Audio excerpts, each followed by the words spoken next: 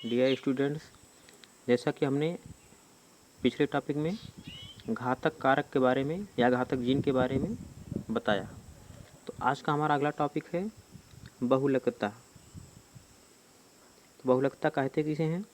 जब दो जोड़े कारक जो एक ही लक्षण को प्रभावित करते हैं तथा उनके व्यक्तिगत प्रभाव समान होते हैं, परंतु जब दोनों प्रभावी कारक एक साथ आते हैं तो उनका प्रभाव व्यक्तिगत कारक की अपेक्षा दुगुना हो जाता है। ये संयोजन कारक कहलाते हैं तथा इस क्रिया को बहुलकता कहते हैं। तो इसके प्रभाव से क्या होता है कि जैसे कद्दू वर्गीय फसलों में फलों का आकार गोल, लंबा या दीर्घ इस प्रकार के फल बनते हैं। यानी एक ही जीन यदि एक लक्षण को प्रभावित न करके बल्कि उसके व्यक्तिगत प्रभाव को समान बनाकर प्रभावित करते हैं, तो इस प्रकार का कारक बहुलकता कहलाता है। और गेहूं की फसलों में संयोजक कारकों द्वारा गेहूं में भ्रूणपोष का रंग को भी नियंत्रित किया जाता है और अलग अलग कारक हल्का लाल रंग उत्पन्न करते हैं, परंतु दोनों मिलकर गहरे लाल रंग के दाने बना लेते हैं और दोनों की उपस्थिति में सफ़ेद रंग के दाने प्राप्त होते हैं। और अगला टॉपिक है बहुप्रभाविता। एक जीन के केवल एक लक्षण को उत्पन्न किया जाता है।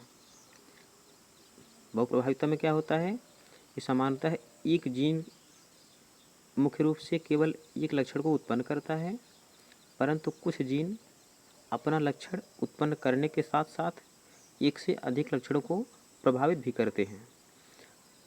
ऐसे जीनों को बहुप्रभावी तथा इस दशा को बहुप्रभाविता कहते हैं।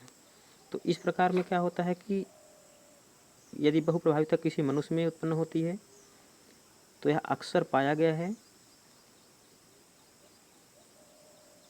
कि इस जीन के संयुग्मजी में से 50% लगभग 20 वर्ष की आयु से पूर्व ही मर जाते हैं।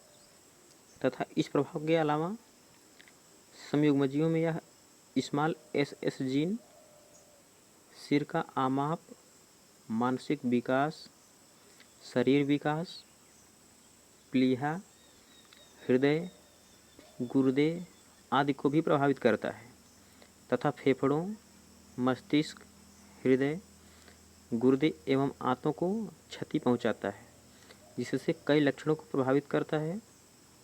अर्थात यह जीन बहुप्रभावी होता है। बहुप्रभावी जीनों का अपना स्वतंत्र प्रभाव भी होता है। पौधों में बहुत से ऐसे जीनों का पता चल चुका है, जैसे गेहूं में capital R, small h, small t gene बहुप्रभाविता का मुख्य उदाहरण है। तो इस प्रकार से हमारा यह लेसन, जिसका कि नाम था घातकता एवं जीन अन्योन्यकरण, इसी टॉपिक पे समाप्त होता है।